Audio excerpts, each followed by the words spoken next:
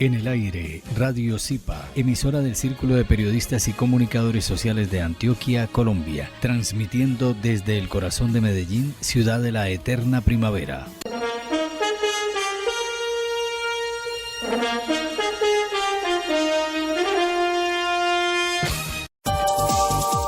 El Círculo de Periodistas y Comunicadores Sociales de Antioquia, CIPA, presenta Cuartillas, un espacio que promueve la libertad de expresión y el trabajo de los comunicadores sociales de Antioquia. Dirigido por el periodista Abraham Umbarila Saavedra. Cuartillas.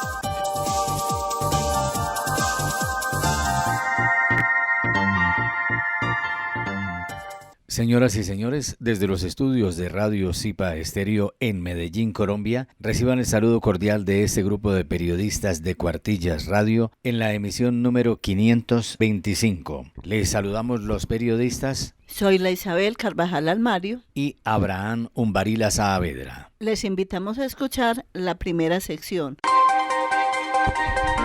Editorial.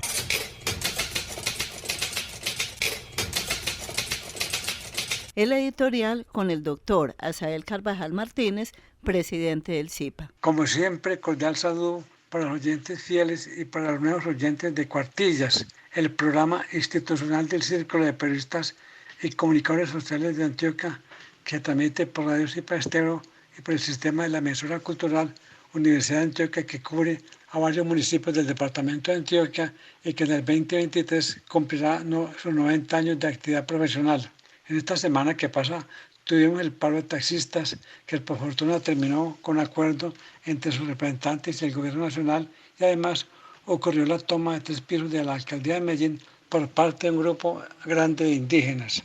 Tales acontecimientos son parte del ejercicio de las libertades públicas, como son las manifestaciones en las calles, parques y demás espacios públicos, que también hacen parte del derecho a la libertad de expresión como derecho fundamental que es, pero que le hace falta un componente esencial que consiste en que siempre su realización tiene que ser en forma pacífica. Por eso, en esta oportunidad nos proponemos analizar la movilización y la toma de los 3 pisos de la alcaldía de Medellín. Tenemos que empezar por reconocer que el medio natural para vivir de los indígenas lo constituyen las tierras donde han nacido, donde trabajan la agricultura y demás labores propias para la subsistencia dignamente. También es verdad que de parte del gobierno falta todavía más asistencia y más cooperación en todos los sentidos para brindarles unas mejores condiciones de vida, como el acceso al agua y las condiciones de salubridad, la energía, la tecnología y mucho más acompañamiento, pero siempre respetando sus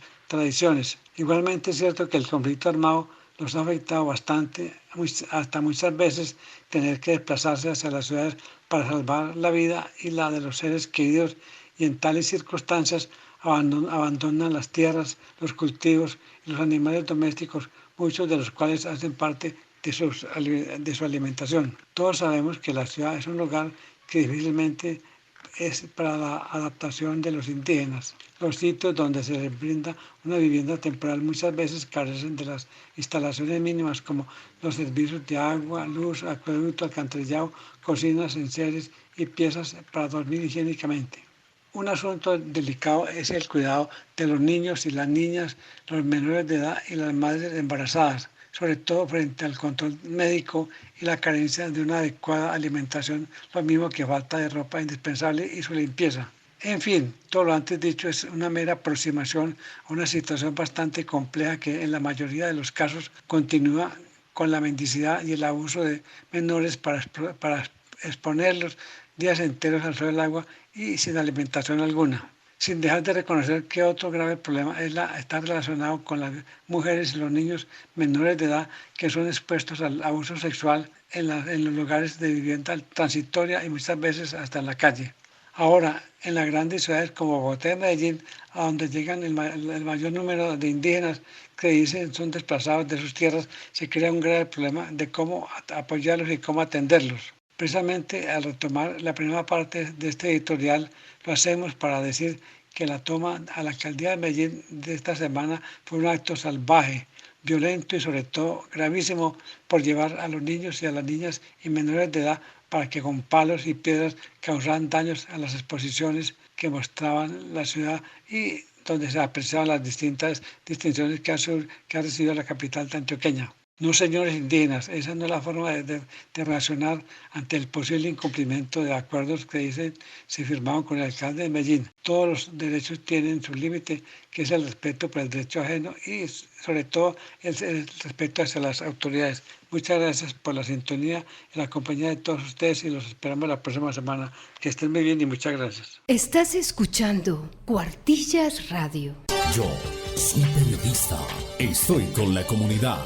Todos los días, a toda hora, en todas partes, en las tragedias y en las celebraciones, con quienes gozan y con quienes sufren. Soy periodista. Siempre estoy con la comunidad. Mi comunidad. Cuenta conmigo. Federación Colombiana de Periodistas, FECOLPER.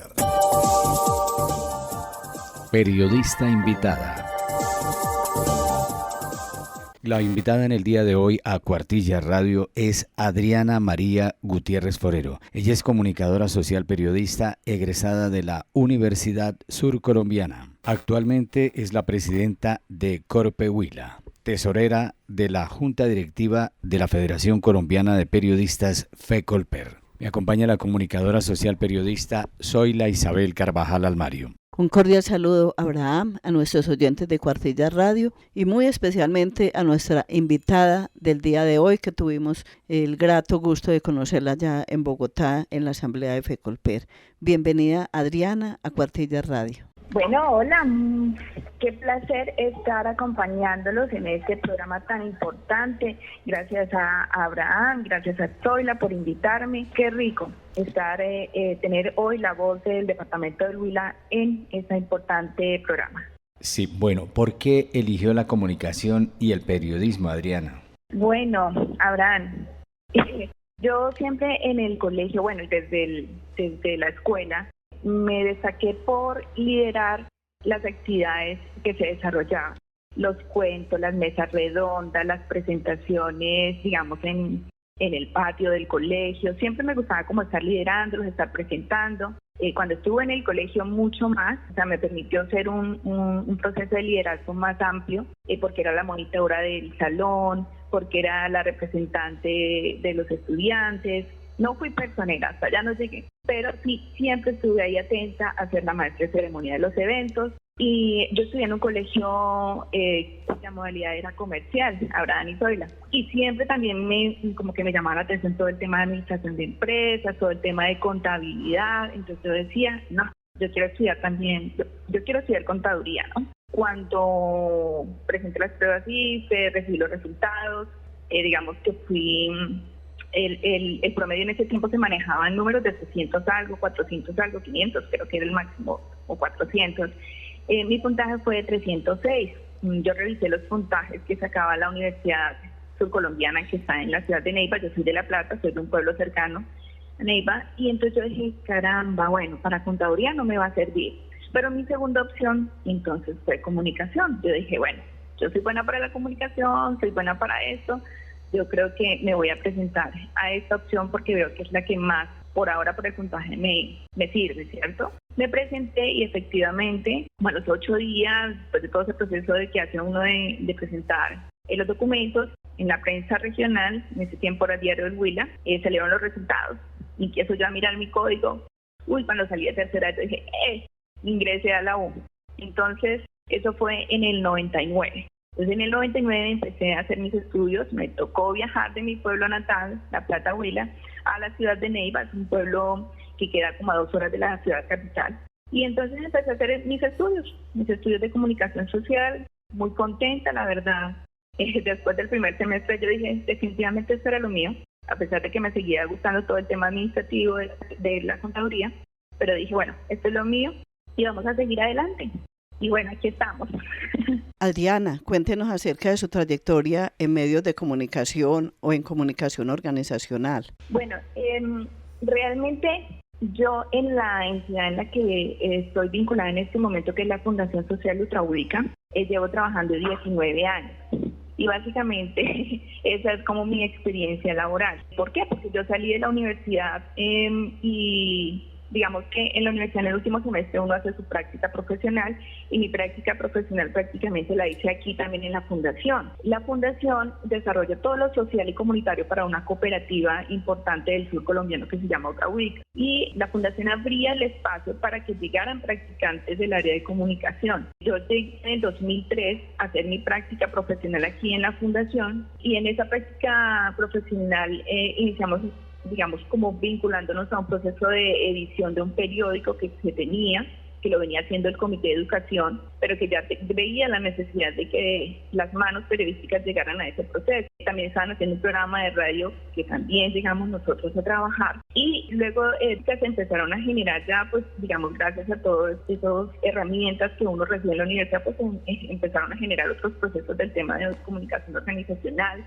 como fue dictar una lúdica de periodismo comunitario para los niños del colegio, como fue implementar la emisora online, como fue implementar también el programa de televisión, y así sucesivamente pues se han venido implementando varias herramientas mediáticas que nos han permitido visibilizar todo lo que hace la entidad a nivel social y financiero para el sur colombiano. Básicamente mi experiencia ha estado desde el área organizacional y aquí prácticamente en la Fundación Social Otrawic. He tenido mi crecimiento, mi formación en el tema de la comunicación organizacional y los medios de comunicación, porque básicamente también nosotros trabajamos mucho medios de comunicación, radio, prensa, televisión, y apoyamos todo el tema de libros, digamos, ayudamos a hacer correcciones de estilo, pero también aseguramos la gestión del ISBN que es necesario para los libros, y bueno, digamos, muchas tareas que tienen que ver con la promoción y divulgación de las diferentes actividades que se tienen desde la Fundación Social para la comunidad en general y para pues los asociados de la cooperativa.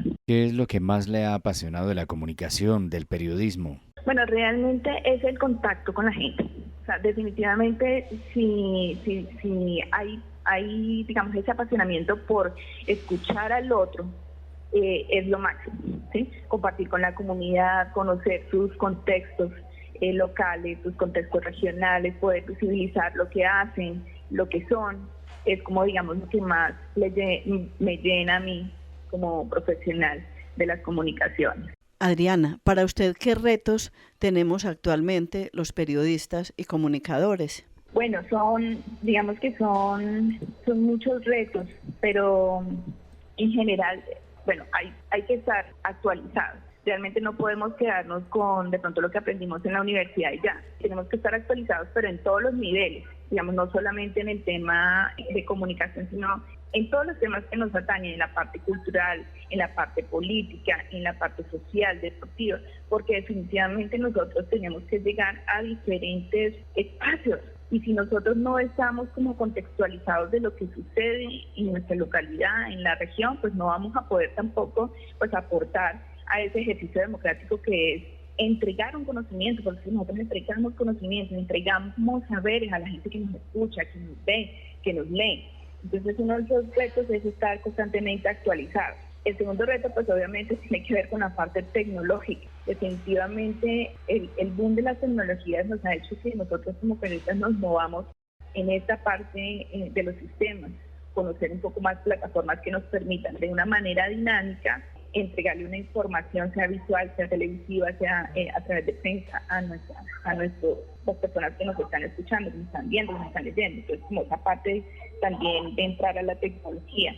Digamos que hay que volver también a uno de los retos, es como la tecnología también nos da tantas cosas que a veces muchos se quedan estacionados ahí en el computador porque todo le va a llegar, que por el WhatsApp, que por el correo, que porque lo vea ahí fácilmente en un computador. Entonces el reto también es, ojo, deje su escritorio, salga también en la calle, revise qué está sucediendo en la calle, qué está sucediendo en la cuadra, salga a conseguir su noticia, porque es que la virtualidad también nos ha llevado a estarnos estacionados ahí en el escritorio y no, salgamos nuevamente como se hacía el periodismo. Ustedes más que yo tal vez lo saben, tienen más experiencia en eso, y es, llegue otra vez a donde está la noticia. No espere que le llegue a usted algo que quién sabe si será verdad o no. Vaya usted, corrobore las fuentes, el contexto de las...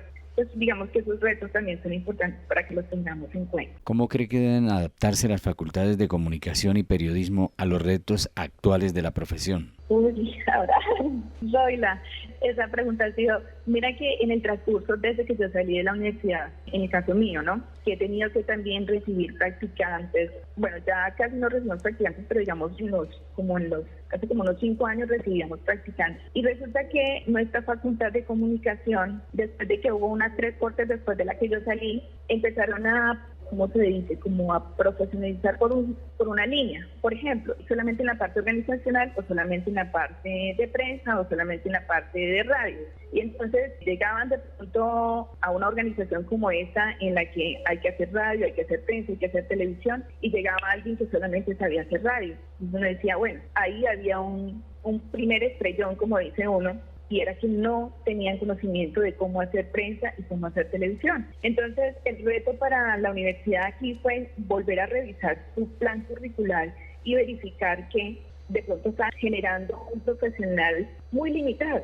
Entonces decíamos, no, nosotros necesitamos saber hacer o conocer varias líneas del periodismo y de la comunicación, porque el contexto al que uno se enfrenta hoy en día es, y no nos digamos mentiras, hoy en día nos toca hacer diseño, nos toca editar radio, nos toca editar televisión, nos toca hacer cámara, nos toca hacer fotografía, ¿sí? Entonces, miren que tenemos grandes retos desde la universidad y es no limitar la formación del periodista. Y no solamente en los temas de comunicación, sino en lo que yo te decía. Tiene que ser una persona integral también formada en contextos culturales, en contextos sociales, en contextos políticos, de salud.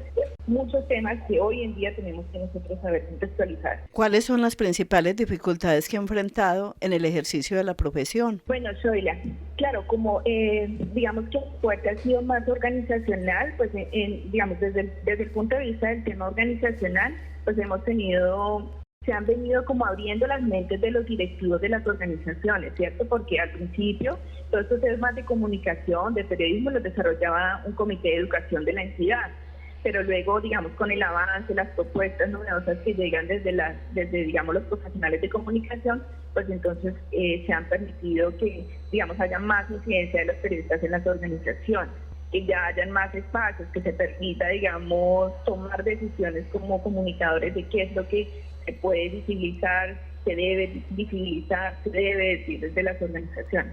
Y ya en el campo de los profesionales de comunicación de los diferentes medios, que es lo que nos hemos dado cuenta ahora que estamos, digamos, en la organización como tal, Cortehuila, que es la Corporación Periodística del Huila, de la cual soy presidente, pues ya uno empieza a conocer un poco más todos esos detalles que suceden con nuestros compañeros que están en ese proceso del día a día informando. Entonces, encuentra uno cosas como que se coarta esa libertad de expresión, sea por un político o sea por X o Y persona de la comunidad, pero también tienen dificultades con respecto a amenazas de grupos ilegales, como nos ha sucedido en algún municipio de aquí del departamento, que un colega tuvo que irse definitivamente porque pues una información que tiene que ver con procesos de fuerzas diferentes a las del Estado, y no les gustó, entonces ya lo amenazan a su familia. Entonces, bueno, gracias a Dios a través de la organización FECOLPER pudimos hacer un proceso también para que tenga una identificación con el carnet FIR en España. Bueno, esos temas de libertad, esos temas de amenazas. Con eso que nos está contando Adriana, ¿cree que hay libertad de prensa en Colombia? Uy, Dios mío. Es muy difícil. Creo que todos estamos, digamos, el gremio periodístico también está visibilizando mucho lo que pueda pasar en este contexto del actual gobierno, ¿cierto? Porque hasta ahora realmente no se han generado, digamos, los contextos reales para que haya una verdadera libertad de prensa. Tenemos, digamos, puesto en este gobierno actual la posibilidad de que podamos tener como esa facilidad mayor para ejercer nuestra labor libremente en el sentido de que realmente actuemos con responsabilidad, con ética, con compromiso a nuestros ciudadanos, porque pues estamos comprometidos con este proceso democrático, ¿cierto? Pero sí creo que nos hace falta un poco más para el 100% de la libertad de prensa en Colombia. Adriana, para terminar, ¿qué mensaje le quiere enviar a los estudiantes de periodismo y a los periodistas y comunicadores? Bueno, pues es importante a todos los colegas, en primer lugar, decirles que sigan haciendo su trabajo con pasión y pensando siempre que la información que le van a entregar a quien lo lee, a quien lo escucha, a quien lo ve, pues sea una información oportuna, una información veraz, una información que realmente le va a aportar conocimiento a esa persona. Y en segundo lugar, pues que ojalá crean en la asociatividad, que se integren en las organizaciones gremiales de sus diferentes departamentos, que trabajen en equipo. Como dice, hay un lema que dice por ahí que una sola golondrina no hace llover, o algo así. Entonces, de eso se trata también. Tenemos que juntarnos para que todos esos proyectos que tenemos pensados para el beneficio de los periodistas y de los comunicadores sociales lleven también un liderazgo gremial. A veces pensamos que porque voy yo y hablo por mí, no, hablemos en equipo, en grupo, en colectivo. Y eso es necesario. Así que el llamado también es para la sociedad. Ha sido muy grato tener hoy como invitada en Cuartillas Radio a la presidenta de la Corporación de Periodistas de Huila, Corpehuila, Adriana María Gutiérrez Forero. Muchas gracias por haber aceptado la invitación en Cuartillas Radio. A ustedes, Zoila, a Abraham, muchas gracias, a Cuartillas Radio, a Radio Zipa Estéreo, a la emisora cultural de la Universidad de Antioquia. De verdad, estos espacios son realmente muy importantes para que las voces de las regiones se visibilicen. Así que, no, de verdad, muchas gracias a ustedes. Un abrazo. Hablemos bien con el expresidente del ZIPA y profesor universitario Juan José García Posada. Esta es la sección Hablemos Bien en el programa Cuartillas de Radio Zipa Estéreo y la emisora cultural Universidad de Antioquia. Un colega quiere tener claridad sobre el verdadero significado, incluso sobre el origen de la palabra jerigonza. Bueno, hemos entendido por lo regular que la jerigonza es el lenguaje especial de algunos gremios. Otros hablan del argot, de la jerga, en fin. Sin embargo, hay otras acepciones que amplían el espectro de jerigonza. De acuerdo con el diccionario de la Real Academia, se habla también del lenguaje de mal gusto, complicado y difícil de entender, una acción extraña y ridícula. También andar en rodeos o tergiversaciones maliciosas. Y hay otros autores que sostienen que la jerigonza es una suerte de ejercicio lúdico del idioma, juego de palabras. Por ejemplo, en el diccionario del español urgente de Fundeo, en la página El castellano del profesor uruguayo Ricardo Soca, y en otra publicación que aparece también en internet que se llama Vozalia, hemos encontrado referencias interesantes para establecer qué es de verdad jerigonza. La jerigonza es una forma de hablar que intercala sílabas en cada palabra. Por ejemplo, como variante lúdica del habla. También es conocida por jeringonza. En sus orígenes es determinante saber que se la consideraba como un lenguaje rechazado y seguramente por su complejidad en la ejecución y del mismo modo casi inentendible. Esta intercalación, la jerigonza, permite codificar el mensaje para que personas que no conocen esta técnica no puedan entenderlo. Por ejemplo, este es clásico, pues aparece aquí, donde dice opolapa, copomopo, epestapas. Dice, hola, ¿cómo estás? Traduciría. Yopo epestopoi viepen, upitupu, yo estoy bien, ¿y tú? Tapambienpen, grapasiaspa, también, gracias. Epesopo yapa, lopo, sapa y piapa, eso ya lo sabía, traduciría. De la jerigonza hemos dicho entonces que una de sus acepciones es la de lenguaje propio de algunos gremios. La adaptación también de jergons en provenzal o de jergón en francés o jargón en francés. La más precisa traducción al español sería la jerga. A pesar de tener el mismo origen que jerigonza y de haber compartido el significado lenguaje de los malvados en sus comienzos, derivó muy pronto hacia un contenido incluso más impreciso que el de argot o germanía. Se equiparó en un primer momento a germanía para aplicarse al lenguaje propio de los grupos sociales que por diversas razones han tenido conciencia de su individualidad y de su pertenencia a un círculo cerrado. La jerigonza aparece, por ejemplo, en el lazarillo de Tormes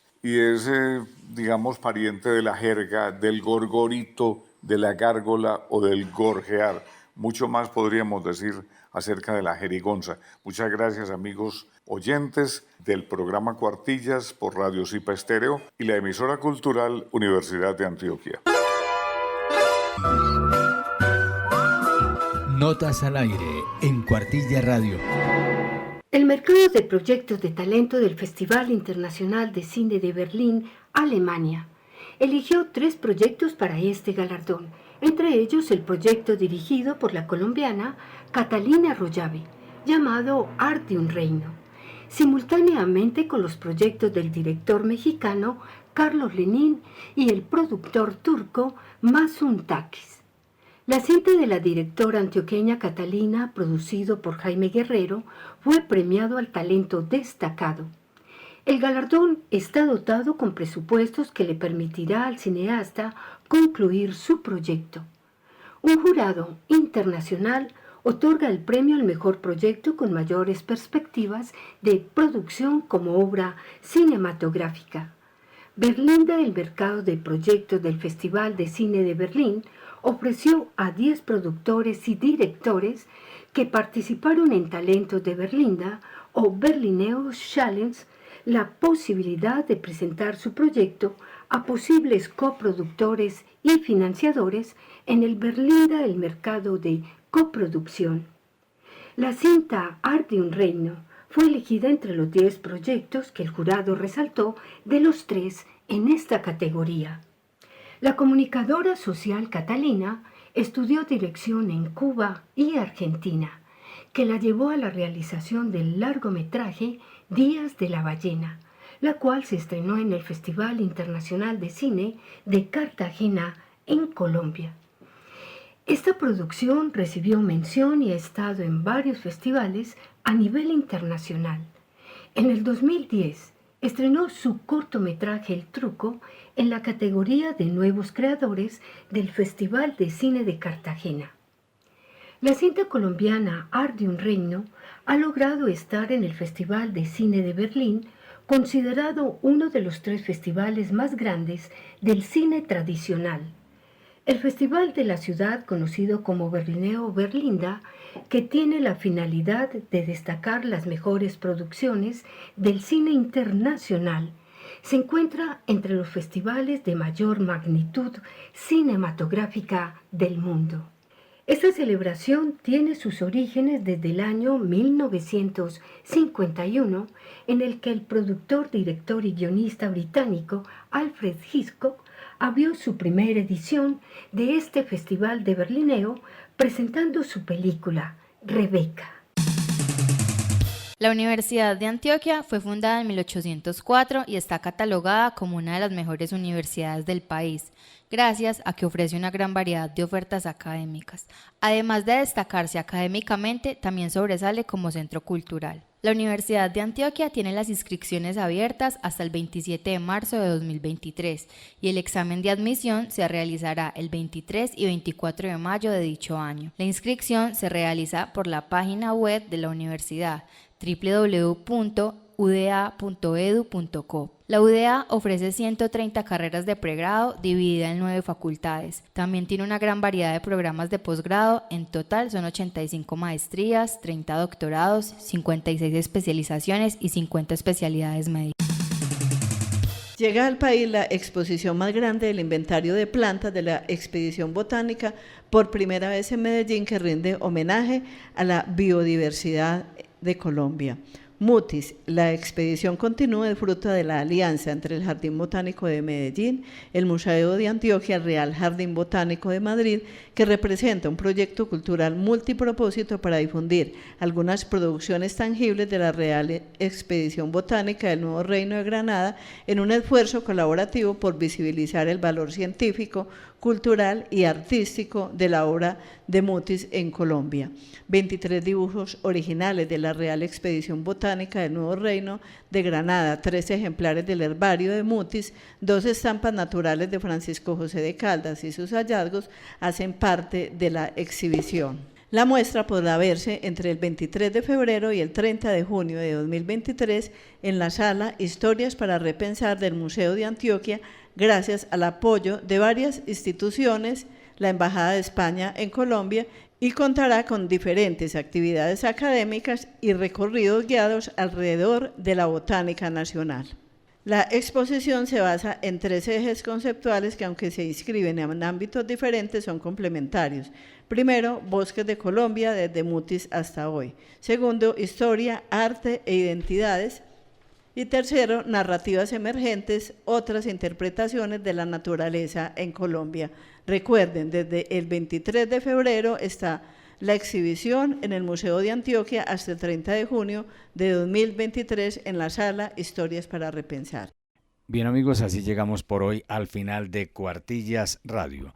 Les estuvimos acompañando con muchísimo gusto el doctor Asael Carvajal Martínez, presidente del SIPA, las periodistas Zoila Isabel Carvajal Almario, Gloria Hernández Velázquez, la practicante de comunicación social de la Universidad Católica Luis Amigó, Valentina Cañas Marín, y quien les habla, Abraham Umbarila Saavedra. Somos miembros del Círculo de Periodistas y Comunicadores Sociales de Antioquia. Somos afiliados a FECOLPER, Federación Colombiana de Periodistas, y a la Federación Internacional de Periodistas. Éxitos en esta semana que comienza. Aquí termina Cuartillas, el programa realizado por el Círculo de Periodistas y Comunicadores Sociales de Antioquia, CIPA. Los esperamos en una próxima emisión, los domingos a las 6:30 de la noche, con repetición los lunes a las 11 de la mañana y 2 de la tarde, aquí en Radio CIPA Estéreo. Cuartillas.